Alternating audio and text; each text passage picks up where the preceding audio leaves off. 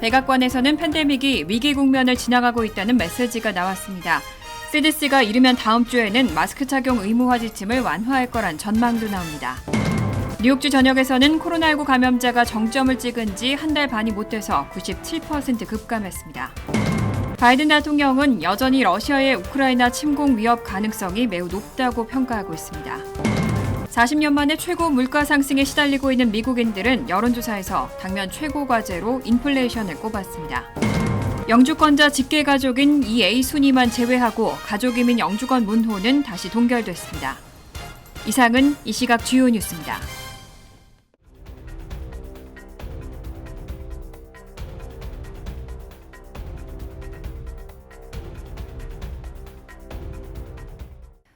시청자 여러분 안녕하십니까? KBN 뉴스입니다.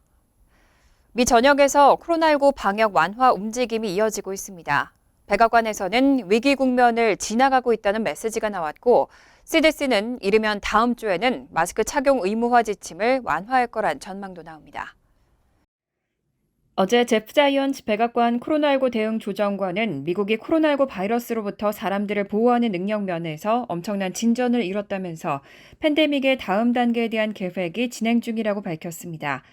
자이언츠 조정관은 성인의 4분의 3이 완전 예방접종을 받았다며 예방접종을 한 사람과 하지 않은 사람 등 모든 미국인들은 마스크와 효과적인 치료법 등 다양한 도구를 사용해 코로나19 바이러스와 싸울 수 있다고 말했습니다. 그러면서 이 모든 진전은 우리가 갖고 있는 도구의 결과이고 우리는 코로나 바이러스가 위기가 아니라 보호하고 치료할 수 있는 시대로 나아가고 있다고 강조했습니다. 이어 대통령과 우리 코로나19 팀은 미래를 위해 적극적으로 계획하고 있다고 덧붙였습니다. 이와 관련해 NBC 뉴스는 이 사안에 정통한 복수의 소식통을 인용해 곧 CDC가 마스크 가이드라인을 완화할 것으로 예상한다면서 이번 업데이트는 빠르면 다음 주에 나올 수 있다고 전했습니다. 소식통에 따르면 백악관은 CDC가 실내 마스크 권고안을 발표하길 바라고 있지만 이를 위해 CDC에 정치적인 압력을 가하는 것처럼 보이고 싶어하지 않고 있습니다. 그러면서도 오는 3월 1일 바이든 대통령의 국정연설 전에 마스크 지침에 대한 업데이트 정보를 제공해 줄 것을 CDC에 요청한 것으로 알려졌습니다. 이런 방역 완화 조치에 앤서니 파우치 국립 알레르기 전염병 연구소 소장은 아직 코로나19 감염 위험이 남아있긴 하지만 일상 회복을 시작해야 할 시점이라고 평가했습니다. 어려운 선택이지만 완벽한 답은 없을 거라고 밝혔습니다. 어제 앤서니 파우치 소장은 로이터 통신과의 인터뷰에서 미국은 시민들을 감염으로부터 보호할 필요성과 3년째 접어든 코로나19 대유행으로 인해 피로감이 증가한 사이에서 균형을 찾아야 하는 어려운 선택에 직면하고 있다고 밝혔습니다. 이어 이 문제에 완벽한 해답은 없다면서도 세계와 미국의 일부 지역이 코로나19를 가지고 있다는 것과 어떻게든 일상으로 돌아갈 필요가 있다는 것 모두 사실이라고 지적했습니다. 이어 무모하게 모든 것을 내팽개치고 싶지 않지만 일상 회복을 향해 조금씩 움직이기 시작해야 한다고 강조했습니다. 이번 주 일주일간의 평균 하루 확진자 수는 14만 7천여 명으로 전주와 비교해 40% 정도 감소했습니다. 같은 기간 병원 입원자도 하루 9,500명으로 28% 줄었습니다. 파우치 소장은 일부 주들의 개정된 코로나19 정책들이 상충하는 효과와 약간의 불필요한 감염을 수반할 수 있다고 인정하면서도 엄격한 예방 정책들을 너무 엄밀하게 따르는 것도 해로울 수 있다고 말했습니다. 이어 정신 건강에 영향을 미치는지, 아이들 발달에 영향을 주는지, 학교에 영향을 끼치는지, 감염으로부터 보호하려고 노력하는 것과 균형을 이루는지 등에 대해 묻는다면 그에 대한 자신의 대답은 정답을 가지고 있지 않다는 것이라고 덧붙였습니다. 뉴욕주 전역에서는 코로나19 감염자가 정점을 찍은 지 한 달 반이 못 돼서 97% 급감했습니다. 확산세도 빨랐던 것만큼 급격한 소강세를 보였습니다. 어제 캐시 호컬 뉴욕 주지사는 지난 15일 하루 동안 집계된 코로나19 감염자가 총 3,274명이고 감염률은 2.37%라고 발표했습니다. 지난 1월 7일 감염자 수가 거의 8만 명에 달하던 것과 비교하면 한 달 10일 만에 97% 급감한 겁니다. 주 전역 일주일 평균 하루 감염률은 2.78%로 최근 들어 3% 밑을 유지하고 있습니다. 뉴욕시는 1.73%로 주 전체에서 가장 낮고 롱아일랜드는 3.06%로 주 평균을 약간 상회하고 있습니다. 어제 기준 주 전역 코로나19 입원 환자는 총 3,265명으로 지난 1월 12일 정점대였던 12,671명 이후 74% 줄었습니다. 뉴욕시 교육국은 다음 주 공립학교 미드윈터 브레이크를 앞두고 각 가정에 자가 진단키트를 보내고 등교 전 검사를 독려하고 있습니다. 어제 교육국은 방학 후 등교 시 반드시 음성 결과가 있어야 하는 것은 아니라면서도 모든 학생들에게 백신 접종 여부에 관계없이 등교 전에 검사를 받을 것을 강력히 권장한다고 전했습니다. 또 오는 26일 저녁과 27일 저녁 2회 검사를 시행한 후 음성을 확인하면 28일부터 등교하라는 자세한 지침도 덧붙였습니다. 단 지난 90일 내 코로나19에 확진됐다가 회복한 학생의 경우는 검사 없이 등교할 수 있습니다. 학교 내 마스크 착용 의무화에 대해서는 3월 초 재평가를 거치고 유지 또는 해제가 결정될 것으로 전망됩니다. 이렇게 오미크론 코로나19 변이 바이러스 확산세가 감소하면서 노동시장도 회복세를 보이고 있습니다. 건강 문제로 실직 위기에 처했던 사람들의 수는 지난달 880만 명에서 이달 초 780만 명으로 100만 명 감소했습니다. 어제 인구조사국은 지난달 말부터 이달 초까지 건강 악화를 이유로 실직에 처했던 사람 수가 880만 명에서 780만 명으로 100만 명 감소했다고 발표했습니다. 다만 지난달 오미크론 변이로 인한 확진자가 급증했던 영향이 이어지면서 병가 신청자 수는 여전히 어느 때보다 높은 상황이라고 덧붙였습니다. 월스트리트저널은 인구조사국의 자료를 바탕으로 최근 오미크론 파동이 수그러들면서 가까운 미래에는 더 많은 사람이 직장으로 돌아갈 수 있다는 고무적인 신호를 보여줬다고 해석했습니다. 노동부에 따르면 지난달 25세에서 54세까지의 노동인구 100만 명이 현장에 합류했는데 이런 수치는 오미크론 변이가 유행한 지 한 달 만에 급증한 겁니다. 일하거나 적극적으로 구직 활동을 하는 사람이 차지하는 비중을 측정하는 노동력 참여율은 지난달 62.2%였습니다. 2020년 코로나19 팬데믹 이후 가장 높은 수준입니다. 지난달 일자리 수도 46만 7천 개까지 늘었습니다. 다만 오늘 노동부는 2월 6일부터 12일까지의 지난주 신규 실업수당 청구 건수가 24만 8천 건으로 집계됐다고 밝혔습니다. 전주보다 2만 3천 건 증가해 4주 만에 처음으로 증가한 겁니다. 하지만 전문가들은 예상을 벗어난 깜짝 증가세는 올해 지속되지 않을 가능성이 크다고 분석했습니다. 최소 2주 이상 실업수당을 신청하는 계속 실업수당 청구 건수는 2만 6천 건 감소한 160만 건 미만을 기록했습니다. 바이든 대통령은 여전히 러시아의 우크라이나 침공 위협 가능성이 매우 높다고 평가하고 있습니다. 토니 블링컨 국무장관도 유엔 안전보장이사회 회의에서 러시아의 공격 가능성을 경고했습니다. 바이든 대통령은 오늘 오하이오주 클리블랜드 방문에 앞서 백악관에서 기자들과 만나 러시아가 군대를 이동하고 있고 위장작전을 시도할 수 있다며 러시아의 우크라이나 침공 위협 가능성과 관련해 매우 높다고 말했습니다. 바이든 대통령은 러시아가 침공할 것으로 보느냐는 질문에도 그렇다고 답하고 당장은 아니지만 수일 내일 것이라고 답했습니다. 그는 다만 외교적인 해법이 여전히 가능하느냐는 질문에도 긍정하며 미국 측에서 보낸 서신에 대한 블라디미르 푸틴 대통령의 응답을 기다려왔다며 조금 전 회신을 받았지만 아직 읽진 않았다고 밝혔습니다. 바이든 대통령은 당장은 푸틴 대통령과 통화할 계획이 없다고 덧붙였습니다. 토니 블링컨 국무장관도 러시아의 우크라이나 공격 개시 가능성을 경고했습니다. 블링컨 장관은 오늘 유엔 안전보장이사회에 참석해 우리 정부는 러시아 병력이 수일 내에 우크라이나를 상대로 공격을 개시할 준비를 하고 있다는 점을 명백히 시사한다고 말했습니다. 러시아의 병력 철수 주장을 두고는 현장에서 그런 일이 벌어지는 것을 보지 못했다고 일축하고 러시아는 지난 몇 달 동안 정당한 이유 없이 15만 명 이상의 병력을 우크라이나 국경 인근에 집결했다고 밝혔습니다. 지난 1월 소비자 물가 상승률은 7.5%에 달했는데요. 앞으로 우크라이나 전쟁 위기가 심각해지고 국제 유가가 20%가량 더 오르면 미국의 물가 상승률이 10%대로 급등할 수 있다는 우려가 나왔습니다. CNN이 입수한 회계 컨설팅 회사 RSM의 분석에 따르면 우크라이나 위기가 고조될 국제 유가가 배럴당 110달러 안팎으로 치솟으면 향후 1년간 미국의 소비자 물가는 2.8%포인트 추가로 더 오를 것으로 추정됐습니다. 미국의 1월 소비자 물가 상승률이 7.5%인 점을 감안하면 단순 계산으로 앞으로 물가 상승률이 10%를 넘을 수 있다는 의미입니다. 소비자 물가 상승률 10%대는 1981년 10월 이후 한 번도 가보지 않았던 영역입니다. 이런 소비자 물가 상승률은 연방준비제도가 더 공격적으로 기준금리를 인상하도록 압박하는 요인으로 작용할 수 있습니다. RSM의 조 브루셀러스 수석 이코노미스트는 인플레이션 급등으로 인해 연준이 통화정책 정상화 속도를 더 높일 수 있다며 0.5%포인트 인상에 대한 이야기도 더 많이 들을 수 있을 것이라고 말했습니다. 최근 국제유가는 우크라이나 사태 추이에 따라 요동치고 있습니다.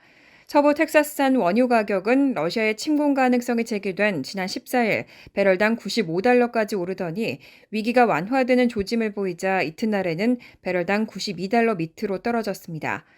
투자은행 JP모건은 러시아 원유 흐름에 어떤 차질이라도 빚어지면 유가가 손쉽게 배럴당 120달러를 넘을 수 있다고 경고했습니다. 이렇게 40년 만에 최고 물가 상승에 시달리고 있는 미국인들은 여론조사에서 당면 최고 과제로 인플레이션을 꼽았습니다. 바이든 대통령의 경제 정책에 대한 지지율은 33%로 평균 지지율을 밑돌았습니다. 퀴니피엑대가 지난 10일부터 14일 성인 1,321명을 대상으로 실시한 조사에 따르면 미국이 당면한 가장 시급한 문제는 무엇이라고 생각하느냐는 질문에 응답자의 27%는 인플레이션이라고 꼽아 가장 많았습니다. 이어 이민자 문제 12%, 신종 코로나 바이러스 감염증 10%, 기후변화 9%, 투표법 개정 8% 등의 순이었습니다. 지난 1월 소비자 물가지수는 전년 같은 달과 비교해 7.5% 급등하면서 40년 만에 최고치를 기록했습니다. 경제 상황의 위급성에 대한 인식은 정치 성향별로 뚜렷하게 엇갈린 것으로 나타났습니다. 공화당 지지 성향 응답자의 36%는 가장 시급한 현안으로 인플레이션을 꼽았고 이민이라는 응답이 23%로 뒤를 이었습니다. 반면 민주당 지지층에서는 기후 변화를 꼽는 답변이 17%로 가장 높았고 인플레이션 13%는 투표법 16%에 이어 세 번째에 불과했습니다. 한편 바이든 대통령의 경제 정책에 대한 지지율은 33%로 평균 지지율을 밑돌았습니다. 이번 조사에서 바이든 대통령은 평균 지지율 35%를 기록해 사상 최악을 기록한 지난달 33%보다는 소폭 상승했습니다. 이어 선거가 오늘이라면 민주당과 공화당 중 어느 당에 투표하겠느냐는 질문엔 공화당 45%, 민주당 43%로 박빙을 기록했습니다. 에릭 애덤스 뉴욕시장이 어제 올여름 새로운 회계연도를 위한 예비 예산안을 공개했는데요. 현 회계연도와 비교해 7%가량 줄어들었고 안전과 공평한 경제 회복에 초점을 맞췄습니다. 에릭 애덤스 뉴욕시장은 어제 기자회견을 열고 오는 7월 1일부터 시작되는 새 회계연도를 위한 985억 달러 규모 예비 행정 예산안을 발표했습니다. 현 회계연도의 1,065억 달러와 비교해 약 7.5% 줄어든 겁니다. 애덤스 시장은 전체 예산은 줄었지만 세수가 늘고 불필요한 지출은 대폭 줄여 20억 달러 규모를 절약했다고 밝혔습니다. 또 시기관에 3%씩 예산 삭감을 요구하는 간극 제거 프로그램으로 계획된 지출을 줄였다고 밝혔습니다. 예비 행정 예산안은 범죄 해결 등 공공안전, 공평한 경제 회복, 낭비 없는 지출 등에 초점을 뒀고 최대 화두는 역시 안전이었습니다. 하지만 애덤스 시장은 뉴욕시경 예산 확대에 대해선 선을 긋고 기본적으로 고정될 것이라고 말했습니다. 또 돈을 더 쓰는 게 필요한 것은 아니고 제대로 써야 한다고도 덧붙였습니다. NYPD에는 54억 달러가 배정돼 현 회계연도 56억 달러보다 줄었고 시교육국 등 대부분 기관의 예산도 감소했습니다. 대신 일하는 젊은 뉴요커를 위한 예산을 배정했습니다. 근로소득세액공제를 2억 5천만 달러로 확대해 세금 부담을 덜고 저소득층 교통비를 할인하는 페어페어스에 7,500만 달러를 지원합니다. 보육 서비스를 제공하는 사업체엔 세금 공제를 하는 등 양육 부담 때문에 일자리로 복귀하지 못하는 사람들을 고려한 예산도 책정했습니다. 가족이민 영주권 문호가 다시 동결됐습니다. 영주권자 직계가족인 이 A순이만 2개월 진전됐고 지난해에 이어 올해도 답답한 모습이 계속되고 있습니다. 국무부가 어제 발표한 2022년 3월 비자 블런틴에 따르면 이 A순위 영주권자 직계가족을 제외한 가족이민 영주권 모든 순위는 비자 발급 우선일자, 접수 가능 우선일자 모두 단 하루도 진전하지 못했습니다. 이 A순위는 지난달에 이어 비자 발급 우선일자가 오픈 상태로 유지된 가운데 접수 가능 우선일자는 지난달보다 2개월 진전한 2021년 12월 1일로 사실상 오픈 상태를 보였습니다. 이외 1순위 시민권자 성년 미혼자녀, 2비순위 영주권자 21세 이상 성년 미혼자녀, 3순위 시민권자 기혼자녀, 4순위 시민권자 형제자매 비자 발급 우선일자와 접수 가능 우선일자가 모두 동결됐습니다. 가족이민 영주권 답보 상태는 지난해부터 이어지고 있는데 올해 들어서는 이 A순위를 제외한 전 순위가 단 하루도 진전하지 못했습니다. 반면 취업이민은 2020년 9월 이후 전 순위가 오픈된 상태입니다. 취업이민 1순위 글로벌 기업 간부 세계적인 특기자, 2순위 석사학위 소지자 또는 5년 경력 학사학위 소지자, 3순위 학사 학위 숙련, 학위 불문 비숙련, 4순위 종교이민, 5순위 투자이민은 비자 발급 우선일자와 접수 가능 우선일자가 모두 오픈돼 있습니다. 단 4순위 종교이민의 비성직자 이민비자와 지난해 6월 30일로 종료된 취업이민 5순위 중 리저널센터 투자이민 프로그램의 경우는 비자 발급 우선일자가 발급 불가를 유지하고 있습니다. 간추린 소식입니다.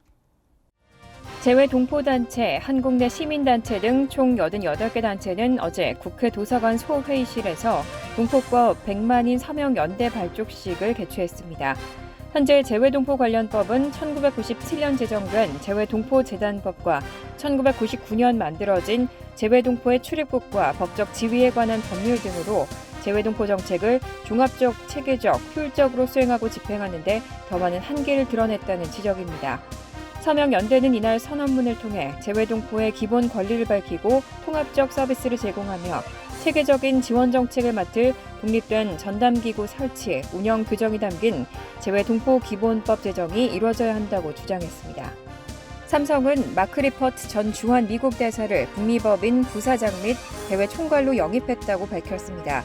리퍼트 전 대사는 오는 3월 1일부터 워싱턴 DC 사무실에서 근무하고 지정학, 입법, 규제 동향 및 정책을 기업 전략에 융합하는 업무를 하게 됩니다. 최경식 삼성전자 북미 총괄장은 리퍼트 전 대사는 삼성전자에 수십 년에 걸쳐 쌓은 공공정책 경험은 물론 미국 내 사업에 지정학이 어떤 영향을 미치는지에 대한 깊은 이해를 제공할 것이라고 기대를 표했습니다. 무노조 경영을 유지해온 세계 최대의 전자상거래 업체 아마존의 경영 방침이 도전받고 있습니다. 노조 설립을 추진 중인 단체인 아마존 노조에 따르면 JFK 에이스로 불리는 스테이튼 아일랜드의 아마존 물류 창고에서 일하는 직원들은 다음 달 25일에서 30일 창고 밖 텐트에 설치된 투표소에서 노조 설립에 대해 찬반 투표를 할 예정이라고 밝혔습니다. 아마존 대변인은 우리는 이 투표 청원을 지지하는 합법적 서명의 수가 충분했다는데 여전히 회의적이지만 노동관계위원회가 투표를 진행하라고 결정한 만큼 우리 직원들의 목소리가 반영되길 바란다고 말했습니다.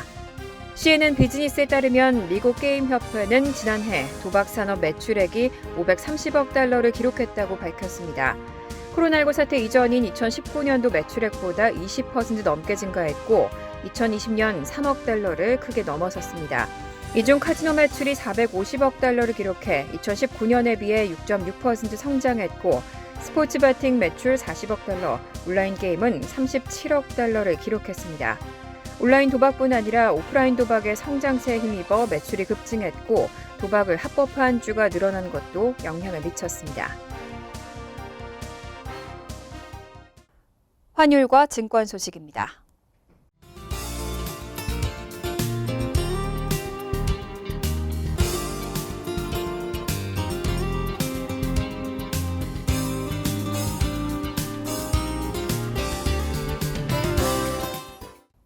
이어서 날씨입니다. 금요일은 대체로 화창하지만 오전 한때 약하게 소나기 내릴 가능성이 있겠고 밤에는 기온이 떨어져 춥겠습니다. 낮 최고 기온은 56도, 섭씨 13도, 밤 최저 기온은 28도, 섭씨 영하 2도로 예상됩니다. 토요일은 화창하지만 춥겠습니다. 일요일도 화창한 날씨가 이어지겠습니다. 이상으로 KBN 뉴스를 마칩니다. KBN과 함께 즐거운 저녁 되시기 바랍니다. 미 동부 최대 한인방송 KBN이 제작하는 KBN 뉴스는 웹사이트 mykbn.com 그리고 유튜브와 페이스북에서 다시 보실 수 있습니다. 좋아요, 구독, 알림 설정은 뉴스 제작에 큰 도움이 됩니다.